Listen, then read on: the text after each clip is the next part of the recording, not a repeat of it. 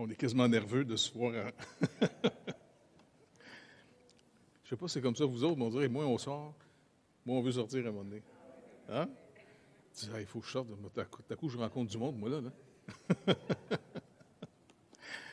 Ah, la grâce de Dieu. On remet ça au Seigneur. Puis aujourd'hui, on va voir le chapitre 8, qui est le Christ médiateur. Et puis, on va prendre le temps de juste voir le premier paragraphe. Parce que le premier paragraphe va nous montrer quelque chose de vraiment, vraiment essentiel pour notre vie. Fait qu'on va regarder ça ensemble. Fait qu'on remet ça au Seigneur. Fait que Seigneur, on se remet entre tes mains parce que c'est toi qui nous enseignes.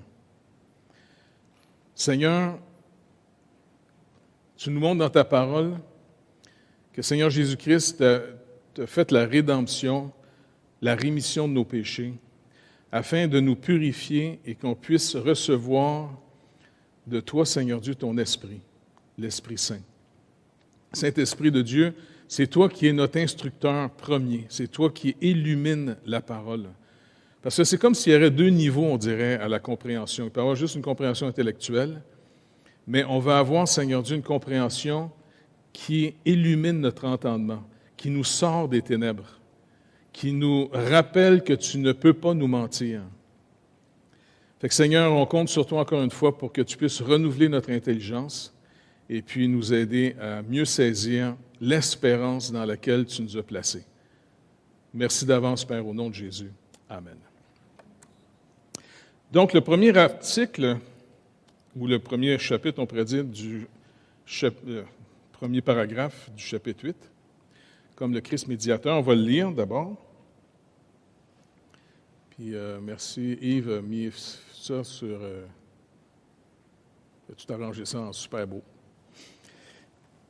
Donc, l'article nous dit, au premier paragraphe, « Il a plu à Dieu, dans son dessein éternel, de choisir et d'établir le Seigneur Jésus, son Fils unique, selon les termes de l'alliance faite entre eux deux, comme médiateur entre Dieu et l'homme, prophète, prêtre et roi, chef et sauveur de son Église, héritier de toutes choses, juge du monde. Il lui a donné de toute éternité un peuple qui soit sa postérité et qu'il rachètera en temps voulu, l'appelant, le justifiant, le sanctifiant et le glorifiant. » Donc, on va prendre ce premier paragraphe pour vraiment prendre le temps de comprendre quelque chose d'extrêmement important.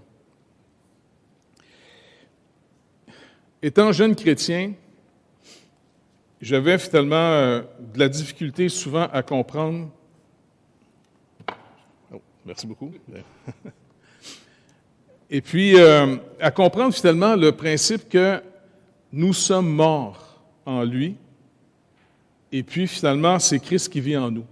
Et j'avais souvent le concept, la manière que je l'entendais, c'était comme si Dieu aimait Christ en nous, mais ce n'est pas nous qui aimait.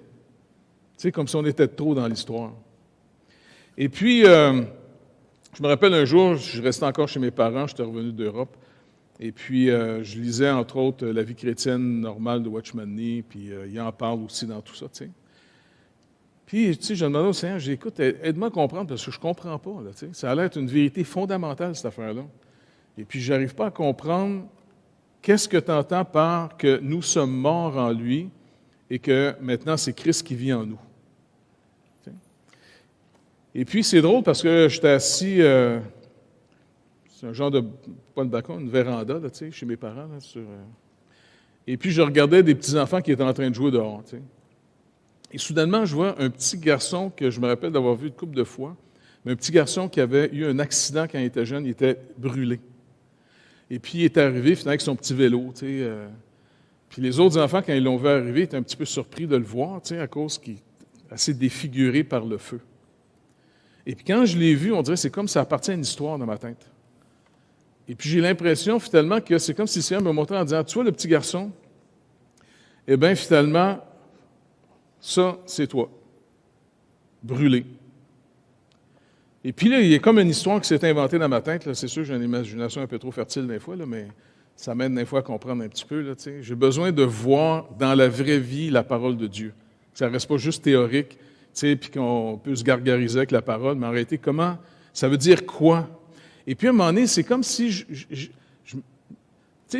voyais le petit garçon, je sais pas, il y a 1 an, il est né, il va bien, 2 ans. À 3 ans, un jour, sa mère, par un accident, faisait cuire finalement de la nourriture, de l'huile chauffée. Et puis, soudainement, un accident arrive, l'huile tombe sur le petit garçon, ça le brûle, vite à l'hôpital, mais il est vraiment brûlé, défiguré. Et puis, c'est douleur terrible, ainsi de suite. OK? Et puis, il y a des traitements, mais il est complètement défiguré. Ça fait qu'il est obligé d'entrer dans la vie brisé, défiguré. Et puis, quand il commence à aller à l'école, ou même tout jeune, inévitablement, il va avoir de la pression, il va se faire rire de lui, et il va inévitablement développer un genre de mécanisme de défense. T'sais? Et puis, en tout cas, c'est une histoire, là, OK? C'est pas pour vrai, là, c'est dans ma tête, OK? Mais c'est comme si je voyais dans mon histoire, le père, à un moment donné, il essaie d'aider son garçon, et puis il réalisait que son garçon n'est pas capable de comprendre, parce que le petit garçon vit à tous les matins, quand il se regarde, il se voit défiguré, il est laid, et puis il va faire rire de lui. Puis un jour, finalement, son père a décidé de faire quelque chose pour l'aider. Un album de photos.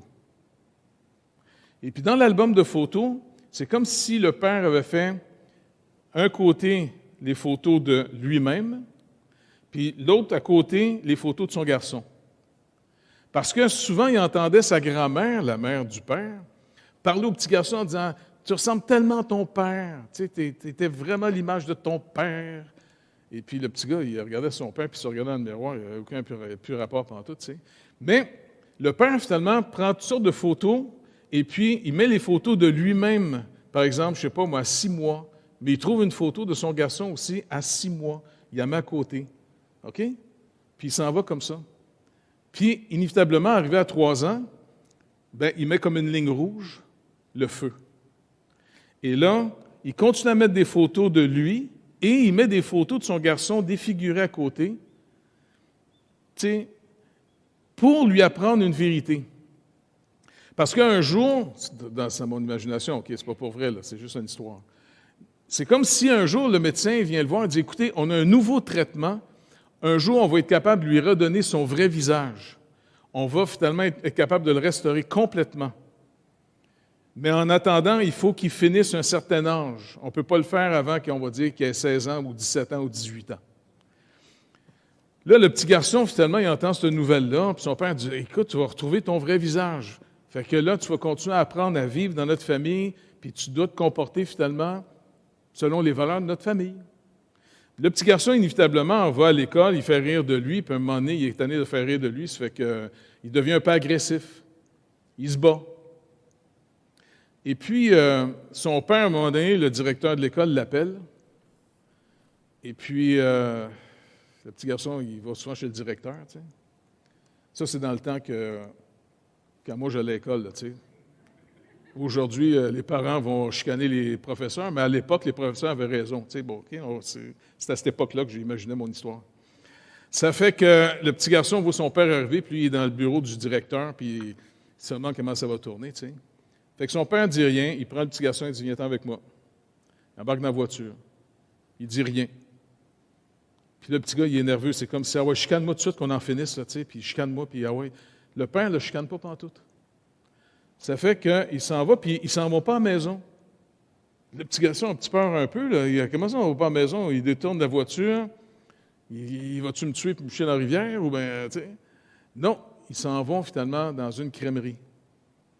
Parce qu'on est en été.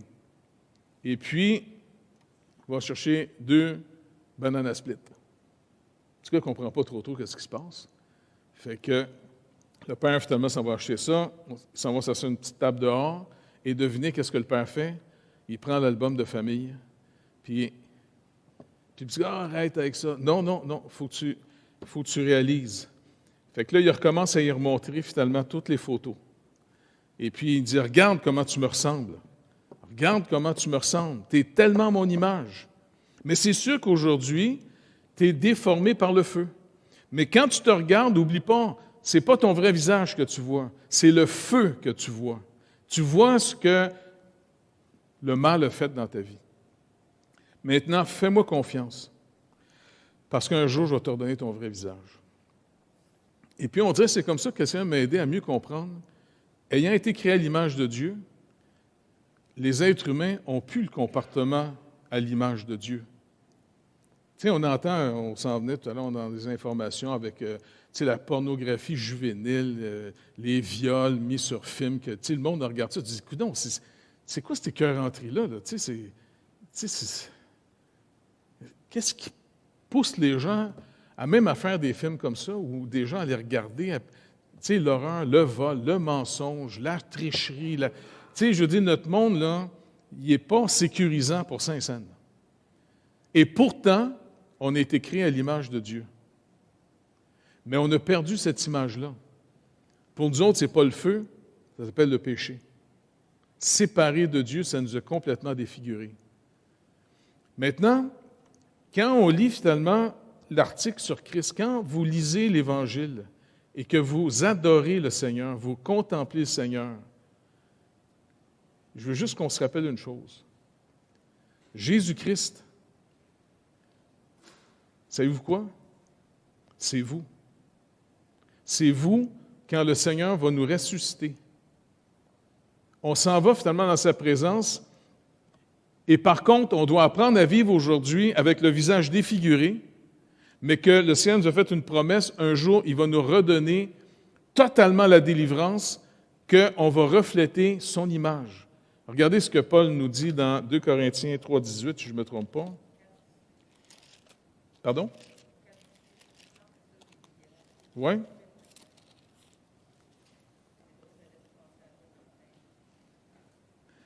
OK, on peut commencer avec 4,18. Puis après ça, on va aller à 3,18. On va commencer avec 3,18 d'abord.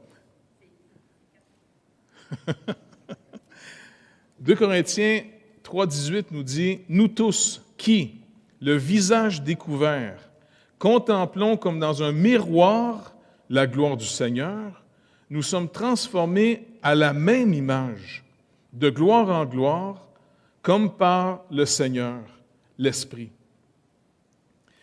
Et donc, c'est pour ça que le Seigneur dit ici, oui, pour l'instant, c'est par la foi dans sa parole. Parce que même le meilleur des croyants, sûrement la sanctification a commencé à produire ce qu'on dit le fruit de l'esprit, la paix, la douceur, l'amour, l'intégrité, ainsi de suite, mais c'est vraiment qu'en partie.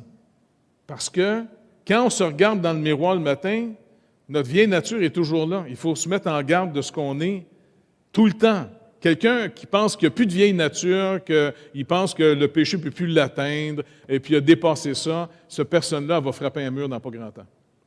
Si on marche dans la lumière, on voit très clairement la vieille nature qu'on a, qui est vraiment plus à l'image de Dieu, mais en même temps, il y a en nous une activité nouvelle où le Saint-Esprit commence à produire de plus en plus, comme il dit de gloire en gloire, l'image de Christ. Et quand le Seigneur nous dit, quand on va ressusciter, on va être totalement à son image. Puis pas juste extérieurement, surtout intérieurement. Parce que quand Dieu nous a donné son Fils, il l'a incarné, il s'est fait être humain véritable. N'oubliez pas, le Seigneur va nous montrer ici qu'il y a deux natures, comme on l'a vu avec la Trinité. La nature humaine à 100%, c'est pour ça, à toutes les fois qu'il est appelé Jésus, voyez toujours l'humain. Fils de Dieu, l'unique Fils de Dieu, le seul engendré du Père. Deux natures, une personne, sans confusion, sans mélange. Et quand il a été mis à l'épreuve, il a été mis à l'épreuve en tant qu'être humain. Parce que finalement, en tant que Dieu, il ne peut pas être mis à l'épreuve. Mais il s'est rendu pauvre comme nous pour vivre dans la confiance en Dieu qui était normalement notre point d'ancrage dans cette vie. Mais on l'a perdu. On le retrouve en partie par la nouvelle naissance, et c'est pour ça que ça va être important pour nous, pour s'encourager. Un peu comme le petit garçon, finalement. Le père, c'est comme s'il venait à chaque matin en déjeunant, il ressort l'album de photos encore. Je veux que, Regarde-moi à 5 ans. Regarde-moi à 16 ans. C'est plus toi que ce que tu regardes dans le miroir un matin. Les photos du Père. C'est comme si le Père rappelle à son Fils, quand tu vas regarder les photos de moi, là, à ton âge, c'est plus toi que quand tu vas te regarder toi-même dans le miroir. Parce que quand tu vas te regarder dans le miroir le matin, tu vas surtout voir l'effet du feu dans ton visage. Et c'est comme ça que le Seigneur nous demande de toujours retourner aux Écritures et principalement à Christ. Parce que finalement, il nous montre de plus en plus qui on est pour vrai. Et c'est comme ça qu'on peut sortir finalement de le côté désespérant de notre vieille nature. Et après ça, savoir comment revêtir Christ par la foi. Donc, on va regarder ça ensemble maintenant, comment il le décrit dans le premier paragraphe. Et n'oubliez pas, pendant qu'il va décrire Christ, ça nous décrit nous en tant que son peuple. OK? Donc, ça commence en disant, il a plu à Dieu, dans son dessein éternel, de choisir et d'établir le Seigneur Jésus, humain, Seigneur Jésus, son Fils unique, l'unique engendré de Dieu, selon les termes de l'alliance faite entre eux deux, comme médiateur entre Dieu, donc l'alliance qui a été rétablie ici, une alliance qui était conçue et voulue en passant avant que le monde soit créé. Vraiment, ce que les Écritures vont nous encourager, Jésus n'est pas venu réparer une erreur que Dieu n'avait pas prévue que nos parents auraient faite.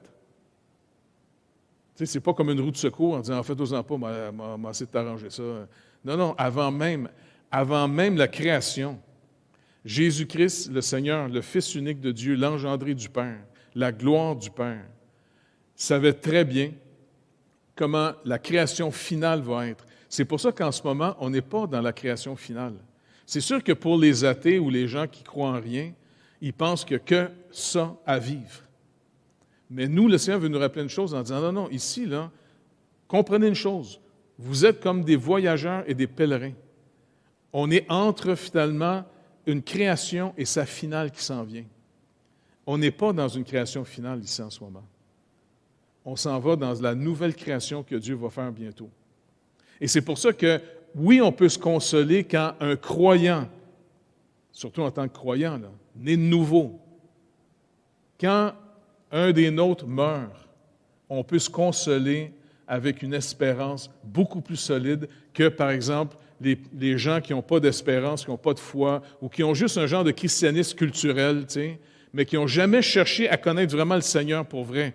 Et est-ce qu'ils sont vraiment nés de nouveau ou ils sont simplement, un peu comme dans l'Épître aux Hébreux, l'auteur essaie vraiment de réveiller les Juifs en disant « Faites attention, ce n'est pas parce que vous êtes dans une religion, entre guillemets, de Dieu, que vous êtes vraiment nés de nouveau. C'est votre rapport avec Jésus-Christ qui va définir où vous en êtes vraiment. » Maintenant, quand on perd quelqu'un, tu sais, on a perdu M. Jonf dernièrement. Je ne sais pas, moi j'ai perdu mon père il y a 3 ans.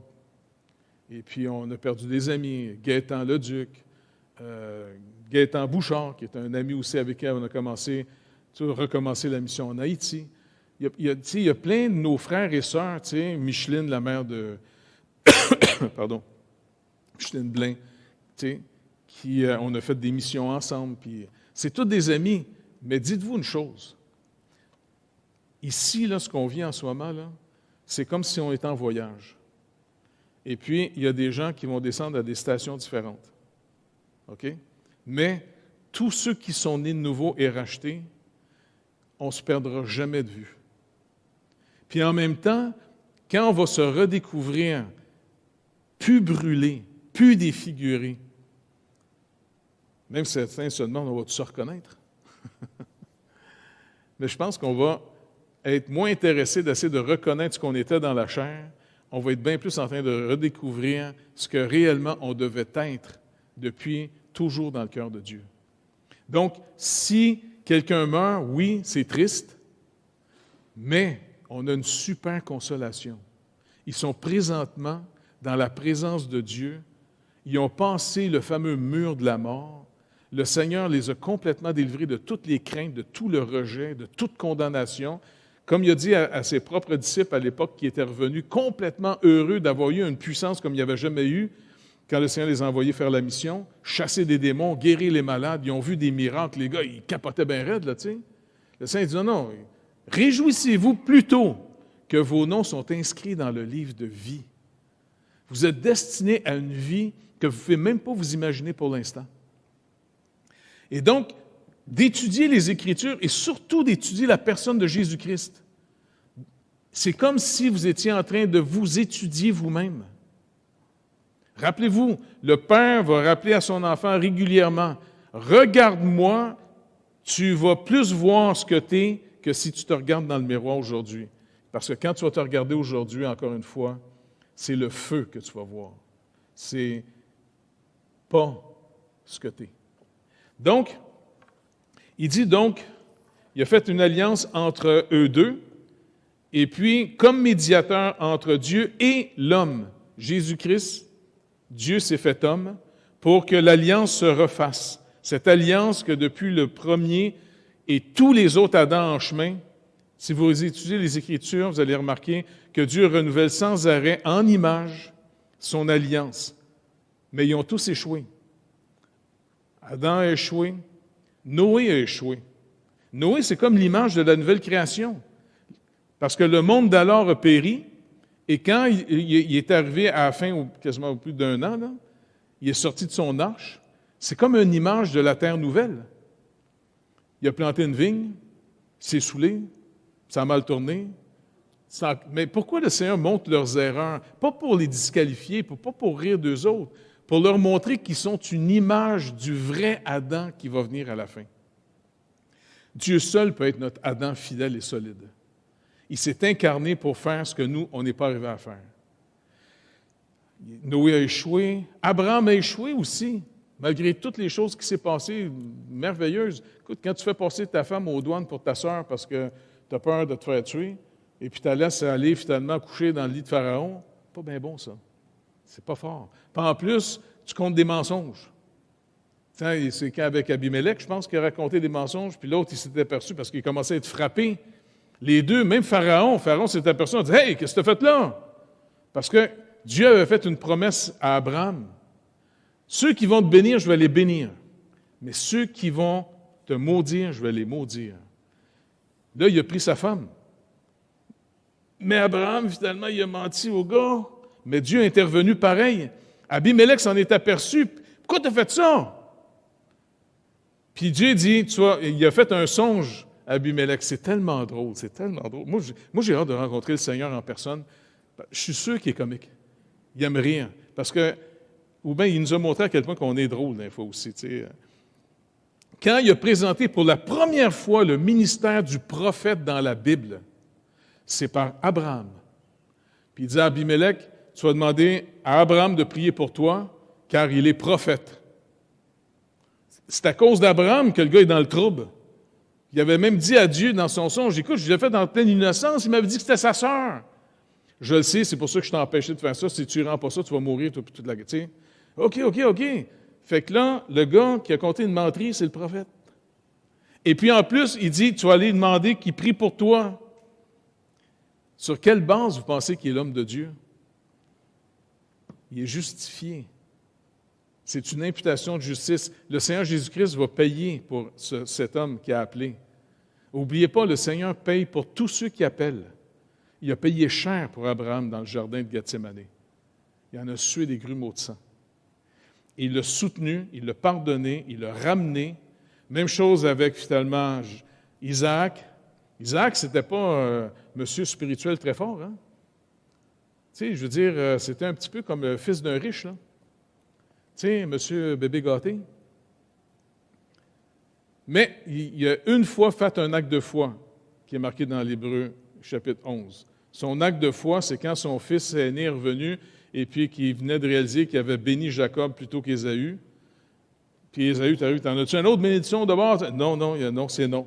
Il a tenu ferme par la foi. C'est peut-être le seul acte de foi qu'il a fait dans toute sa vie. Et Jacob, finalement, lui, sous la pression de sa mère, c'est un gars qui est intègre. Dieu présente cet homme-là comme un Ish-Tam, dès le début de l'histoire. Un homme sans tache morale.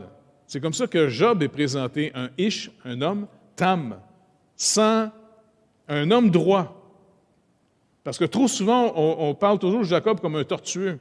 C'est pas comme ça que la Bible nous le présente dans l'introduction au chapitre 25, quand les deux enfants sont nés. Mais sous la pression de sa mère, qu'elle voyait que son mari était méprisant et négligent en ce qui concerne la parole de Dieu qu'elle avait reçue en ce qui concerne les 2 enfants. Le plus vieux va être soumis au plus jeune. Mais son père aimait le plus vieux. Donc, c'est le fun de voir toutes ces erreurs-là, tout ce monde-là, parce qu'on ne se sent pas un petit peu comme eux autres. Pas consolant, ça. Et le Seigneur prend sur lui toutes les fois qu'il appelle quelqu'un. D'un autre côté, ça ne veut pas dire qu'au nom de la grâce, ça nous donne une licence pour pécher. Ou comme Pierre va le dire, prenez pas la liberté que le Seigneur vous donne pour laisser la méchanceté de votre chair s'exprimer. Parce que là, il va y avoir de la discipline de Dieu dans nos vies si on fait ça. T'sais. Mais quand on étudie finalement tout le rôle que le Seigneur prend, en contemplant le Seigneur Jésus-Christ comme étant l'homme, comme il est dit dans Ésaïe 42:1, « Voici mon serviteur, que je soutiendrai. » Ça, c'était l'œuvre de Dieu pour toutes nos vies. Jésus-Christ s'est fait pauvre pour devenir l'homme qui va croire au soutien total de Dieu pour sa vie, de A à Z, de sa naissance où Hérode veut le tuer, et puis tout le long de sa vie. Et le Seigneur va même lui fournir un tombeau quand il va se faire tuer. Mon élu, encore une chose très intéressante ici. Nous sortant des ténèbres, un des mensonges dans les ténèbres, c'est de penser que nous sommes souverains de nos vies, que nous sommes à l'origine de nos vies. Vous pouvez développer vos vies, mais dans l'œuvre de Dieu, personne s'appelle lui-même à un rôle. Le but, c'est de discerner à quoi Dieu vous a élu. Puis il y a bien des gens qui disent « Oh, mais je n'aurais pas à savoir c'est quoi mon appel. » C'est pas compliqué. Jésus nous a montré comment faire. Si vous ne savez pas c'est quoi votre appel, c'est super, il n'y a pas de problème. Qu'est-ce que le Seigneur vous a conseillé de faire si vous ne savez pas d'abord c'est quoi votre appel?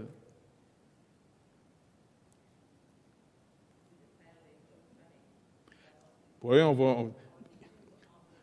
La chose la plus facile pour trouver l'appel de Dieu, c'est prenez toujours la position de serviteur, prenez la dernière place.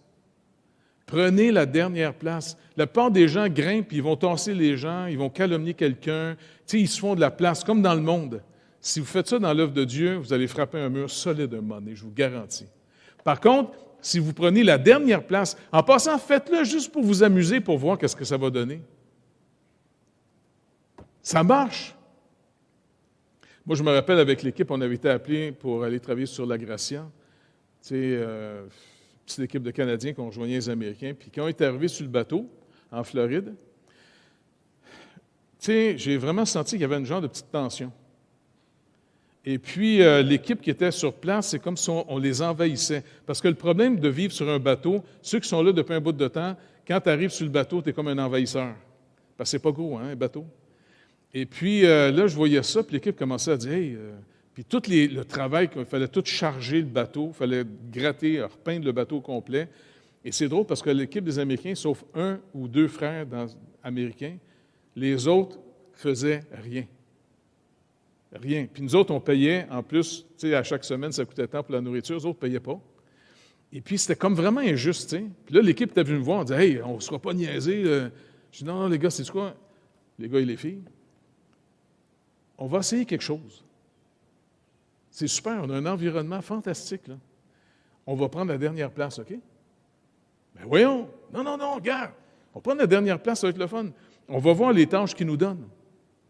Ça fait qu'ils donnent les tâches un peu à tout le monde, puis à moi, ils me donnent la tâche juste pour essayer de m'écœurer, parce que les autres pasteurs qui étaient venus avant, on dirait qu'ils ont eu des problèmes avec. Puis moi, j'étais appelé par l'équipe de Greater Grace à être l'aumônier, le pasteur sur le bateau. N'oubliez pas, dans le mouvement Greater Grace, le pasteur, là, c'est quasiment le second après Dieu. Fait que j'arrive là, fait que je vois le second, tu sais, dans le sens officier, il donne les tâches dans la cafétéria, puis il me regarde, « Yes, Pastor Jeff, you're going to clean up the bathrooms and the showers. » Fait que toute l'équipe me regarde en voulant dire, « Tu vas-tu le faire? » Pas de problème. Moi, je suis là pour connaître le Seigneur. Je ne suis pas là pour réussir mon voyage. J'ai hâte de voir ce que le Seigneur va faire avec ça. Pas de problème. De toute façon, il faut bien qu'on les nettoie, les douches puis les toilettes. Puis surtout, quand le bateau commençait à partir, c'était drôle parce que bien du monde était malade. Fait que tu pognes la mop régulièrement dans les douches. Il y en a qui ne prennent pas juste leur douche. Ça sort des 2 bouts. Pas grave, ça ne me dérangeait pas. Je dis OK. Puis, en encourageant l'équipe à prendre la dernière place, en disant, écoute Seigneur, si tu appelles, c'est toi qui vas établir. C'est pas vrai que je vais commencer à faire des impositions des mains d'en face du monde et puis commencer à les écœurer. Moi, je suis là pour voir ce que tu vas faire. Et savez-vous quoi? À peu près, même pas une semaine plus tard, il y a eu une repentance générale de tout l'équipage au complet. Ils nous ont rassemblés dans la cafétéria. Il y en a même qui en pleuraient. Ils nous ont demandé pardon. Ils ont tous changé les tâches au complet. Ça a été un des voyages les plus incroyables qu'on a fait. Et tout le monde a passé dans ma chambre, parce que c'était le bureau, c'est mon bureau de pasteur. Et il y avait tellement confiance que la plupart étaient capables de venir me dire, écoute, j'ai plus de communion avec Dieu depuis un bout de temps, mais ça, je ne vis rien. Puis ça a été une restauration, une vie, un voyage incroyable. Donc, ça a vraiment confirmé en disant, le Seigneur dit, regarde, je suis doux et humble de cœur. Quand Jésus dit ça, il dit ça en humain. Laissez Dieu vous soutenir. Tu sais? Et puis, finalement, c'est pour ça qu'en tant qu'homme, voici mon serviteur, que je soutiendrai, mon élu, c'est Dieu qui l'a appelé, en qui mon âme prend plaisir. J'ai mis mon esprit sur lui. Il annoncera la justice aux nations. Pierre continue en disant dans 1 Pierre 1, 19, 20, « Mais par le sang précieux de Christ, comme un agneau sans défaut et sans tache, prédestiné avant la fondation du monde et manifesté à la fin des temps à cause de vous. » Il est venu comme étant celui qui était pour subir à notre place tout ce qu'on méritait. Il vient aussi comme prophète.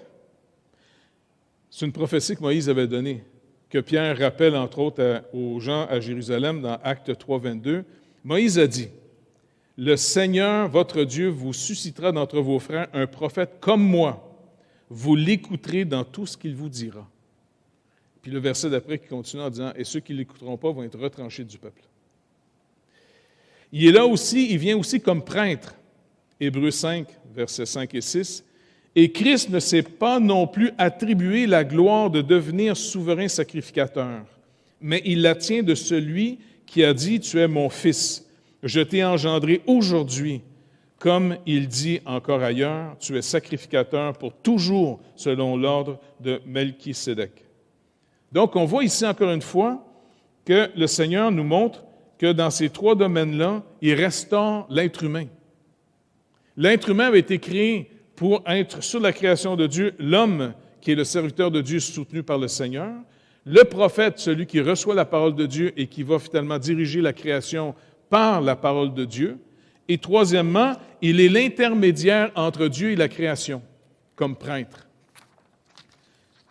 Et en plus, ça continue en disant, il va être aussi roi.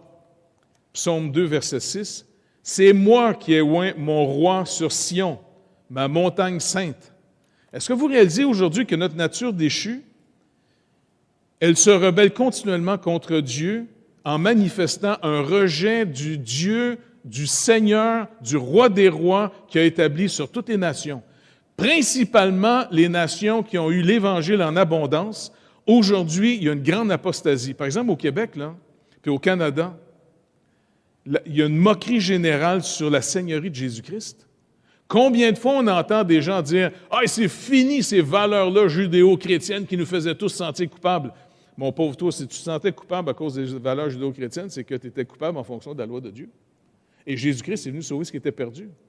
Donc, la première tâche de la loi, c'est de freiner le mal. Ça ne l'enlève pas, ça freine. Mais deuxièmement, la loi, comme un pédagogue, va t'amener à Christ crucifié, qui porte la sentence que tu mérites. Mais si tu négliges un si grand salut, tu n'échapperas pas à la colère de Dieu. Si Dieu n'a pas épargné son propre Fils, qui a payé pour le peuple que Dieu lui donne, est-ce que vous pensez qu'il va épargner des gens qui vont être moqueurs? Combien de fois on entend « Ah, de toute façon, si Dieu existe, il est bon. Il est juste bon, fait que ça va aller. » Non, Dieu n'est pas juste bon. Il faut mettre un petit « et » entre les deux mots. Il est juste et bon.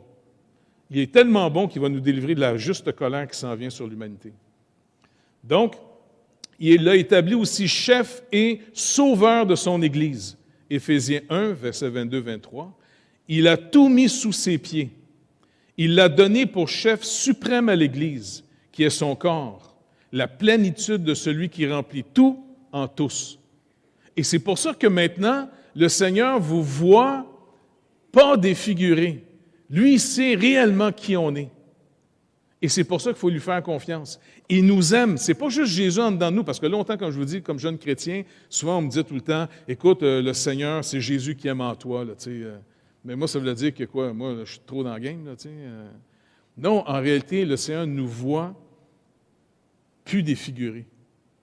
Et il sait ce qu'on est pour vrai. C'est encore comme ce père de famille qui rassure son fils, qu'il prend dans ses bras, qu'il l'embrasse en disant « Non, moi je sais t'es qui. Je sais que toi, malheureusement, tu ne sais pas t'es qui, car trop jeune, le feu t'a défiguré. Mais moi, je sais qui tu es. » Et Dieu nous aime d'un amour véritable. Il nous aime d'un amour qu'on ne peut pas comprendre.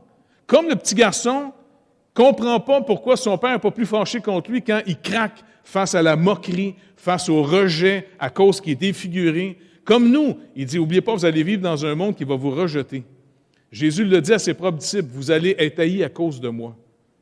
Si vous étiez du monde, le monde vous aimerait. Mais il dit, puisque je suis venu montrer au monde ses erreurs, ses fautes, eh bien, il choisit les ténèbres. Et nous, le Seigneur fait dans cette vie qu'on soit des enfants de lumière. Et il ne nous a pas menti, il nous a rappelé, je vous envoie comme des brebis au milieu des loups. Donc, c'est assez rare qu'une brebis va faire peur à un loup, pas vrai? Puis des fois, on aurait le goût de redevenir des loups, tuer le loup, puis après ça, OK, on va remettre le kit de l'agneau, ou d'être un bouc avec des grosses cornes, là, puis ah ouais, on s'en vient. Le Seigneur dit non, t'es un agneau. Tu sais, c'est la petite affaire, là. Seigneur, t'es sûr que c'est un bon plan? Tu sais, me semble, je serais prête à donner des claques, des fois, en ton nom. Le Seigneur dit, regarde, t'es pasteur, j'ai fait de toi un berger. Le berger n'a pas le droit de faire de mes brebis des méchouis.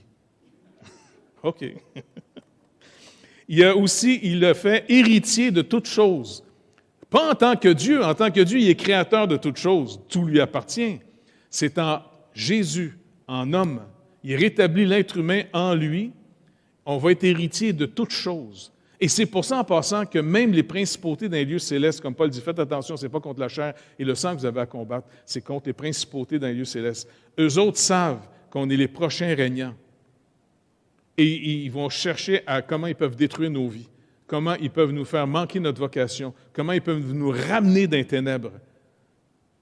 Mais on va persévérer avec lui en sachant que, comme Hébreux 1, 2, en Jésus-Christ, Dieu, dans ces derniers temps, nous a parlé par le Fils, qu'il a établi héritier de toutes choses, par lequel il a aussi créé le monde. En tant que Dieu, il a créé le monde, mais en tant qu'humain, il reçoit l'héritage. Et tous ceux qui sont de la famille de Dieu, tous les enfants nés de nouveau, on va finalement être avec notre frère Jésus, notre grand frère, héritier de toute la création de Dieu, du monde visible et du monde invisible. Je veux dire, écoutez, il faut s'encourager de la vérité malgré les apparences du miroir le matin. Rappelez-vous encore une fois, il faut aller s'asseoir avec notre Père, puis ça, c'est l'album de la famille. OK? Les photos sont dedans. Juge du monde, acte 17, 31, parce qu'il a fixé un jour où il jugera le monde selon la justice, par l'homme qu'il a désigné, dont il a donné à tous une preuve certaine en le ressuscitant des morts.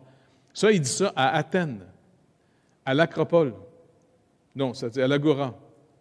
Et là, tout le monde, quand il est arrivé en disant que Dieu va juger par un homme qui a ressuscité des morts, Paul savait très bien que quand il va dire ça, il dépend du Seigneur, que le Seigneur va délivrer les captifs, car les Grecs sont dans un mensonge, une idée depuis des générations. Ils sont convaincus que quand tu meurs, tu retournes dans le monde de l'idée, que la matière, c'est quelque chose de sale, de mauvais. Et quand il parle de la résurrection du corps, puis même beaucoup de théologiens libéraux aujourd'hui ne croient même plus à la résurrection physique de Jésus. Malheureusement, certaines sectes aussi pensent que Jésus-Christ n'est pas ressuscité physiquement. Pour eux autres, c'est par son enseignement qu'il continue à subsister. Non, il est ressuscité physiquement. C'est la preuve que vous et moi, on va ressusciter physiquement. On va aller vivre sur une nouvelle terre et de nouveaux cieux. Et on va vivre le restant de notre éternité dans la nouvelle création que Dieu va faire, où là, il n'y aura plus jamais d'injustice, plus de maladie, plus rien de ténébreux. Ça va être quelque chose d'inouï. Donc aujourd'hui, on doit se rappeler la vérité, même si le matin, quand on se lève, on voit encore notre visage défiguré par le feu. C'est que temporaire. On va apprendre à se comporter en fonction de ce qu'on est pour vrai. On va regarder notre père, on va regarder notre grand frère. Et ça, c'est le véritable nous. Et il conclut en disant, « Il a donné de toute éternité un peuple qui soit sa postérité et qu'il rachètera en temps voulu, l'appelant, le justifiant, le sanctifiant et le glorifiant. » Ésaïe 53, 10. « Il a plu à l'Éternel de le briser par la souffrance. Après avoir livré sa vie en sacrifice pour le péché, il verra une postérité et prolongera ses jours, et l'œuvre de l'Éternel prospérera entre ses mains. » Ça, c'est encourageant. On est dans son œuvre.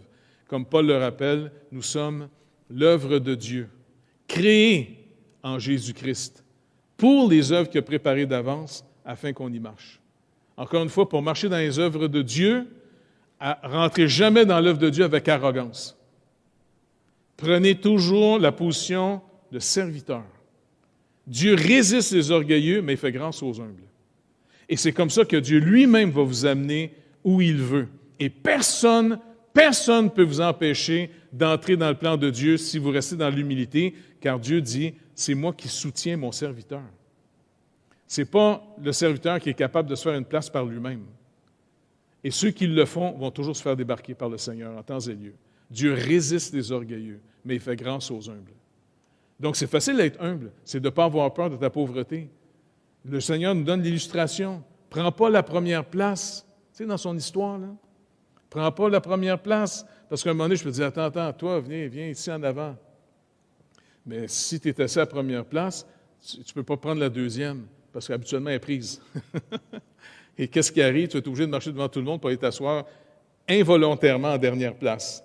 Il dit, prends donc tout de suite la dernière place, puis le Seigneur, c'est lui qui appelle, c'est lui qui justifie, c'est lui qui glorifie, c'est lui qui soutient. On est son œuvre. Et c'est comme ça qu'on peut toujours parler de lui après dans l'œuvre de Dieu. Quand vous entendez des hommes ou des femmes parler comment ils ont été merveilleux pour Dieu, comment eux font plein de choses pour Dieu, tu sais, comment eux sont vraiment dans le plan que Dieu compte sur eux, rappelez-vous comment Jésus a dit, il a fini son message sur le sermon sur la montagne. Ceux qui me diront en ce jour-là, ce n'est pas tous ceux qui vont me dire « Seigneur, Seigneur ». Moi, mais Seigneur, n'avons-nous pas chassé les démons en ton nom, prophétisé en ton nom, guéri les malades en ton nom? C'est pas beau, ça, comme œuvre? Le Seigneur dit, retirez-vous, je ne vous ai jamais connu. En d'autres mots, là, est-ce que vous êtes capable d'expliquer comment le Seigneur a justifié votre appel? Laissez le Seigneur prendre votre défense. Et là, vous allez être en sécurité. Parce que c'est lui qui appelle. Si lui vous appelle, lui, il vous justifie. S'il justifie, lui, il va vous glorifier. Et ça va être facile pour vous de toujours parler de lui plutôt que de parler de vous dans les conversations. C'est comme ça qu'on devient des adorateurs de Dieu et qu'on n'est plus des adorateurs de nous-mêmes, comme Paul dit dans l'Épître aux Romains au chapitre 1. Jean 17, verset 6, il dit « J'ai fait connaître ton nom aux hommes que tu m'as donnés du milieu du monde. Ils étaient à toi, tu me les as donnés, et ils ont gardé ta parole. » Une caractéristique de ceux qui sont nés de nouveau, ils vont garder la parole de Christ au détriment de la leur. La pensée du Seigneur dans sa parole va prendre la souveraineté dans notre vie plutôt que nos propres pensées humaines. Romains 8, 30, « Et ceux qu'il a prédestinés, il les a aussi appelés. Et ceux qu'il a appelés, il les a aussi justifiés. Et ceux qu'il a justifiés, il les a aussi glorifiés. » Il nous fait participer à sa victoire. Donc, découvrons ça de plus en plus. C'est facile, mais ça demande de l'humilité. Puis pour certains, c'est peut-être gênant d'être humble. Parce que trop de gens ont peur de faire rire d'eux autres. Ayez pas peur de faire rire de vous. Au moins, vous avez rendu joyeux quelqu'un pendant un petit bout, là. Mais laissez le Seigneur prendre soin de vous. Soyez toujours prêts à servir. Parce que la vraie liberté se manifeste pas chez les dominants. La plupart des gens qui cherchent du pouvoir tout le temps, c'est des esclaves qui se sont poussés de Pharaon et qui pensent qu'ils sont des pharaons après. Le vrai homme, femme libre, c'est ceux qui n'ont aucune crainte de servir. Au contraire, ils prennent plaisir à servir, car l'amour nous apprend à servir. Vous avez ceux qui ont eu des petits bébés là, que vous avez aimés. Est-ce que ça a été un plaisir de pouvoir les servir, de voir leur petite face? L'amour produit le goût de donner, pas de prendre. Les gens qui prennent sont en manque d'eux-mêmes. Ils veulent être aimés. Mais quelqu'un qui est vraiment libéré, qui reçoit de Dieu l'amour nécessaire d'être comblé, comme le Seigneur l'a été lui-même, il n'a jamais été gouverné par la honte en essayant de devenir meilleur aux yeux des autres. C'est pour ça qu'il a dit aux pharisiens de son époque, « Non, vous ne pouvez pas croire en Dieu parce que vous cherchez la gloire des hommes. Vous ne pouvez pas chercher la gloire des hommes et en même temps croire en Dieu. C'est un ou l'autre. » Et Jésus nous l'a manifesté clairement dans sa vie. Et le Seigneur l'a amené finalement à devenir en humain, pas en Dieu. En Dieu, il a toujours été glorieux. Tout lui appartient, il est créateur. Mais en humain, il a restauré tous ceux qui vont venir à lui. Et la prochaine création, elle est gouvernée, dirigée, pas par les anges. Parce que présentement, le monde est... La Bible nous dit que présentement, c'est les esprits d'un lieu céleste qui gouvernent, qui infusent leurs pensées. Et que nous aussi, on est assis dans les lieux célestes avec Christ. Et là, on a aussi un rôle à jouer là-dedans. Mais néanmoins, quand la bataille va être finie, le prochain monde, les anges sont nos serviteurs. Ça va être intéressant de voir ça. Je ne sais pas, moi, tu sais, ils sont là depuis vraiment le début de la création. Nous autres, on va arriver, puis ils vont être contents de nous voir. Les vrais anges qui sont restés avec le Seigneur, Jésus nous rappelle. Lui, il fait nous en parler, il sait de quoi il parle. Il dit, quand un ange voit, un ange du Seigneur, un ange élu, un ange gardé, un saint ange, il dit, quand il voit un pécheur se repentir, c'est une grande joie. Ils se réjouissent de nous voir, finalement, revenir à Dieu. Et on ne revient pas n'importe comment à Dieu. On vient à Dieu par Jésus-Christ. Jésus le dit, « Nul ne vient au Père que par moi. » Donc, on va arrêter là-dessus ce soir. Quand c'est plus court, ça reste plus dans la tête. OK? On remet ça au Seigneur. Fait que Seigneur, merci de nous rappeler, malgré de voir dans le miroir nos visages défigurés, nos conditions d'un fois qui peuvent être pathétiques, dans nos natures brisées, mais que en toi maintenant, Seigneur Jésus-Christ, rappelle-nous encore une fois qu'on n'est pas le feu, mais de contempler qui tu es, Seigneur Jésus, c'est de voir, encore une fois, comme Dieu veut qu'on puisse se connaître, afin qu'on puisse apprendre à vivre selon les règles de la famille royale. Car non seulement tu nous as rachetés et pardonnés, Seigneur Jésus-Christ, puisqu'on est venu à toi, mais en plus, tu dis que ton Père nous a adoptés et qu'on est devenus tes frères et sœurs et qu'on est avec toi des gens qui vont régner sur la prochaine création. Alors, merci de nous soutenir et de nous bénir et continue à renouveler notre intelligence, Seigneur, s'il vous plaît. Malgré des fois nos chutes, comme cet enfant des fois qui peut craquer face à la moquerie, relève-nous, pardonne-nous, qu'on puisse te confesser nos fautes, qu'on ne se rebelle pas et qu'on soit restauré à nouveau face à l'album de famille, pour qu'on se rappelle en te regardant, Père, la vraie image de ce qu'on est. Car au point de départ, tu nous as créés à ton image, même si on est défiguré aujourd'hui. On veut revoir qui tu es en Jésus-Christ. Merci d'avance, Père.